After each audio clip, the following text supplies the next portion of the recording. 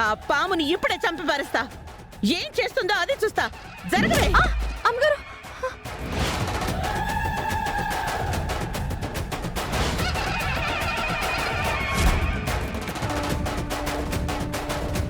అమ్మగారు, ఇంత చెప్తున్నా వినరేంటి? ఇలా మొండిగా చేయకండి. దైవంతో ఆటలు వద్దమ్మగారు. మా అత్తయ్యకి అడ్డొచ్చి నువ్వు ఆటలాడకు చంద్రిక. ఆ గుణపాన్ని నీ గుండెల్లో గుచ్చుతారు. తప్పుకో చంద్రిక. నా ఆవేశానికి నువ్వు బలి కాకు. ఏంటమ్మగారు, ఆవేశం, కోపం అసలు మీకిప్పుడు ఎందుకు వస్తున్నాయి? ఇలానే బొడ్డమ్మను పెట్టినప్పుడు కూడా ప్రవర్తించారు. దాని పర్యవసానం ఏమైందో అప్పుడే మర్చిపోయారా? బాబుగారు ప్రాణాపాయ స్థితి వరకు వెళ్లారు. మళ్ళీ అటువంటి తప్పే ఎందుకు చేస్తున్నారు అంటున్నాను. మీరు చేస్తుంది ఎంత తప్పో మీకు అర్థం కావట్లేదు. మీకే కాదమ్మా, మీ పసుపు కుంకుమలకు కూడా ఆపద కలుగుతుంది. చెంపలు వేసుకుని దండం పెట్టుకోండమ్మా. నీ చెంపలు రెండు పగలు కొడతాను. ఇంకొక్క మాట నీ నోటి నుంచి వచ్చిందంటే పుట్ట ఉండదు, పామ ఉండదు. తప్పుకోవే. వద్దమ్మగారు. అయ్యో అమ్మగారు.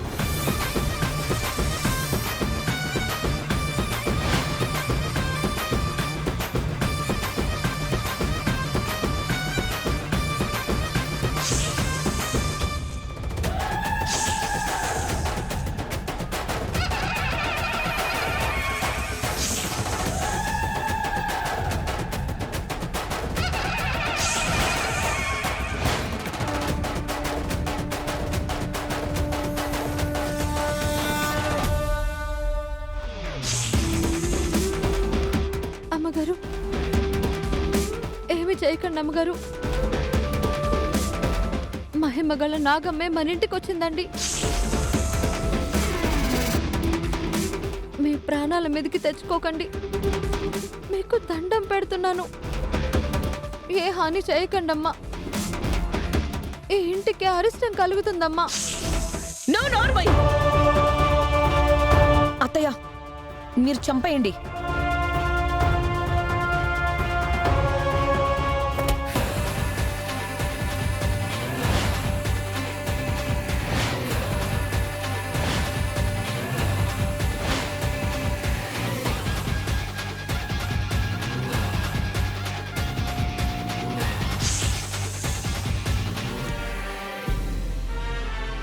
హర్ష, వదులు.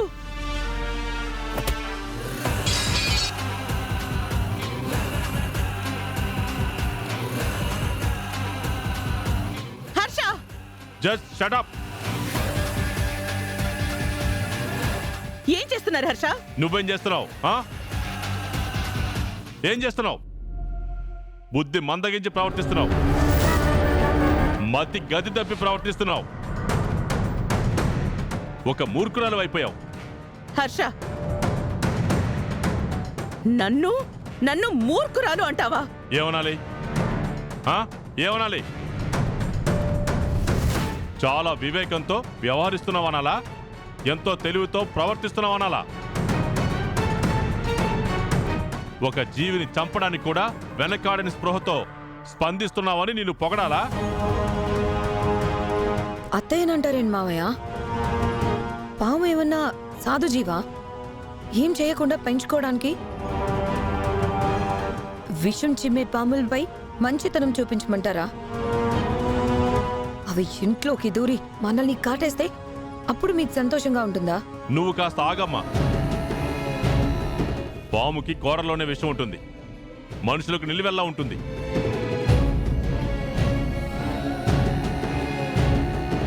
వాటికి ఎవరైనా హాని కలిగిస్తేనే తమ ప్రాణాల్ని కాపాడుకోవడానికి అవి కాటేస్తాయి. కానీ కొందరు మనుషులు అలా కాదు కదా. ఎవ్వరు ఎదుగుతున్నా వాళ్ళని కాటేయాలనే చూస్తారు.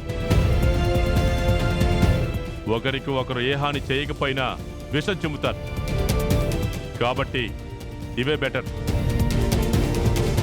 మీరిప్పుడు ఎవరినంటున్నారు డాడ్?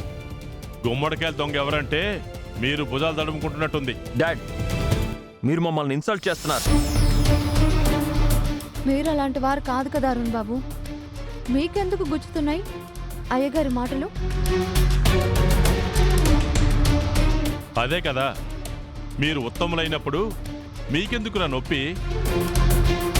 నువ్వు చేస్తున్న పనులు అనే మాటలు ఏం బాగలేవు హర్ష. మీరు మంచి పనులు చేస్తే నా కోపం ఎందుకు వస్తుంది? కానప్పుడే కదా ఊరుకోను. పుట్టని తోవడం తప్ప. స్వయంగా వెలిసింది బాబుగారు.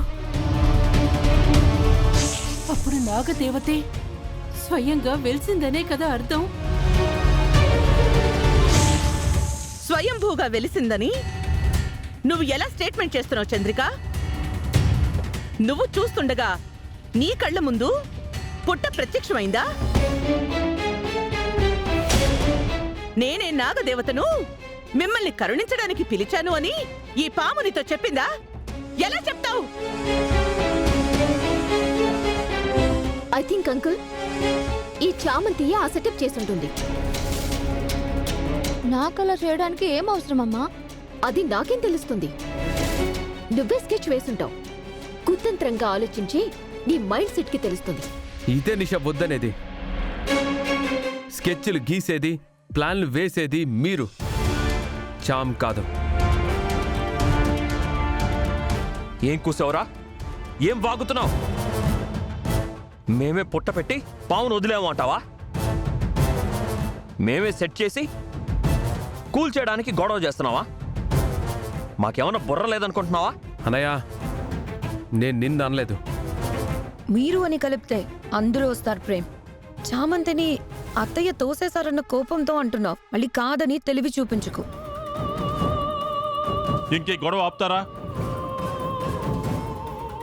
వచ్చి పెంచుతున్నది, రాద్ధాంతం చేస్తున్నది, మూగకి మాటలు రప్పిస్తోంది నువ్వు హర్ష. రమా, నీకు ఇందాకే చెప్పాను, అమానుషంగా ప్రవర్తిస్తే చూస్తూ ఆగను. ఇందులో అంత అమానుషం ఏముంది? వాళ్ళన్నది పట్టుకుని నువ్వు మమ్మల్ని అంటున్నావు. అంతేగాని నువ్వు చేసింది తప్పని నీకు అనిపించట్లేదా? ఎంతో పుణ్యం చేసుకుంటే గాని నాగదేవత పుట్ట ఇంట్లోకి రాదని నువ్వెందుకు ఆలోచించలేకపోతున్నావు? ఆ పుట్టని కూల్చేస్తే ఎంత పాపం తగులుతుందో నీకు అసలు తెలుసా? ఆ పాము చనిపోతే ఎంత దోషం అంటుకుంటుందో నీకు తెలుసా? జన్మ జన్మలకి ఆ పాపం పోదు. నీకే కాదు, తరతరాలకి కూడా పోదు. ఆ పాపం అంటుకుంటుంది, తెలుసా నీకు? ఊరుకో హర్ష. నువ్వు కూడా వాళ్ళ పక్కన చేరి బాగా తయారయ్యావు.